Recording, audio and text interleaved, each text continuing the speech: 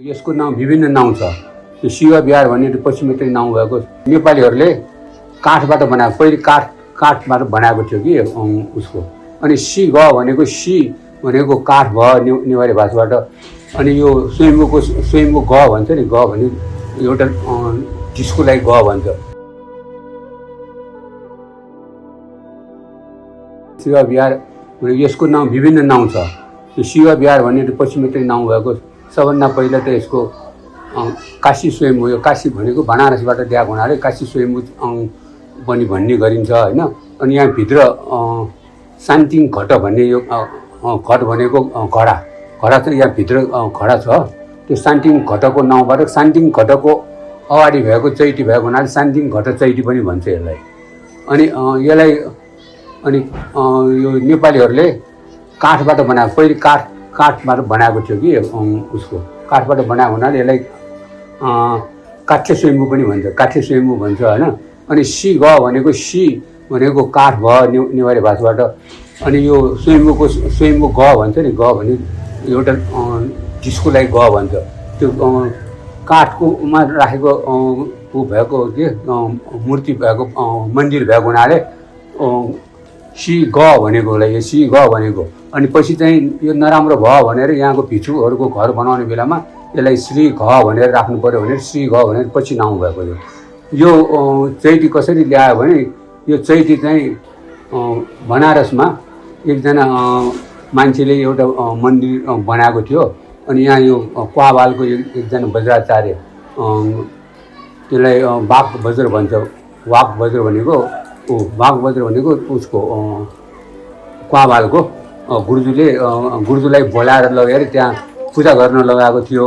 पूजा गर्न लगाउँदाखेरि के भयो भने अनि त्यहाँको मान्छेहरूले धेरै पूजा सामग्रीहरू जम्मा गरिराखेको, त्यो जम्मा गरिराखेको सामानहरू यति चाहिँदैन मलाई, एउटा पाला अक्षता र सुपारी भए पुग्छ भनेपछि यसले पूजा गरेको हामीलाई ठिक भएन भनेर उनीहरूले भन्दाखेरि अनि त्यस भए मैले यो न्यास राखिसकेँ यो मूर्तिमा, त्यस भए म निकालेर लैदिन्छु भनेपछि उनीहरूले हुन्छ भनेर उसले न्यास निकालेर उडाएर ल्याएको, माथिबाट उडाएर।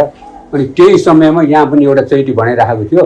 अनि त्यो रश्मि चाहिँ यहाँ गएको, यहाँको मान्छेले पनि देखेको, त्यहाँबाट उडेर गएको पनि देखेको हुनाले उसलाई उडाएर ल्याएको होइन कि त्यो उसको मन्त्रको बलले त्यहाँबाट ल्याएर यहाँ राखेको। अनि यहाँ स्थापना गरेको हुनाले काशीबाट ल्याएको हुनाले काशी स्वयम्भू चैती भन्यो यसलाई। अनि पछि त्यहाँ यो काठको एउटा मूर्ति मन्दिर भएको हुनाले यसलाई श्री ग भन्ने, नेवारी भाषाबाट श्री ग भनेको, अनि नेपालबाट काठी स्वयम्भू भनेको हो। यसको ऊ चाहिँ यस्तो हो है। अनि यो 3चोटि 4चोटि जीर्णोद्धार गरिसकेको छ यसको यही हो यसको कहानी। यो बाघ वज्र भन्ने एउटा वैद्य पनि हो, गुरुजी पनि हो, वज्राचार्य पनि हो होइन। अनि उसका देखाउन जान्छ, यहाँको मान्छेहरू सबै देखाउन जाने बेलामा उसले के भन्यो भने मेरो एउटा इच्छा छ, यहाँ पनि एउटा चैती राख्ने स्वयम्भूमा जस्तै। अनि स्वयम्भूमा जे छ त्यहाँ पनि यही स्थापना गर्ने भनेको। त्यहाँ वसुन्धराको मूर्ति छ, यहाँ पनि वसुन्धराको मूर्ति छ, त्यहाँ जे छ त्यही छ यहाँ। अनि त्यहाँ बुढाबुढी भएपछि त्यहाँ जान सक्दैन, त्यो भाँसिएर लोप पनि हुन्छ भन्ने उस अनुसार उहाँले चाहिँ चन्दा उठाएर अनि मान्छेहरूले दियो, कसैले जग्गा दियो, कसैले दिएर अनि यहाँ स्थापना गरेको हो त्यो भनेको त्यही। यहाँ बुढाबुढीहरू घुम्न नसक्ने अनि यहाँ स्वयम्भू जस्तै घुम्ने भनेर राखेको, त्यसको कारण चाहिँ त्यो। वायुपुर त्यहाँ पनि छ, उसमा स्वयम्भूमा पनि वायुपुर अग्निपुर पनि छ। त्यहाँ सानो छ कि त्यो वायुपुर हो त्यो। अनि यहाँ एउटा त्यो सानो मन्दिर छ नि, त्यो चाहिँ बनारसमा को आकारको, वैशाली आकारको बुद्धको मूर्ति छ त्यहाँ, तपाईँले देख्नुहुन्छ।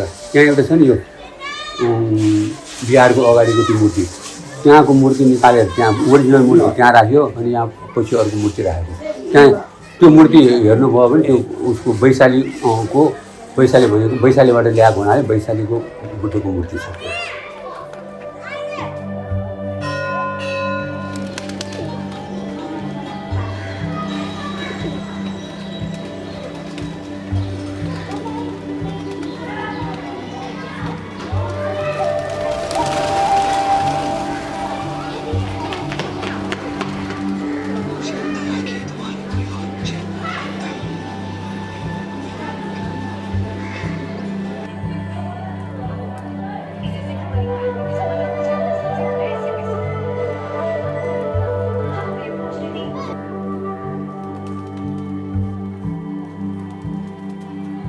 没有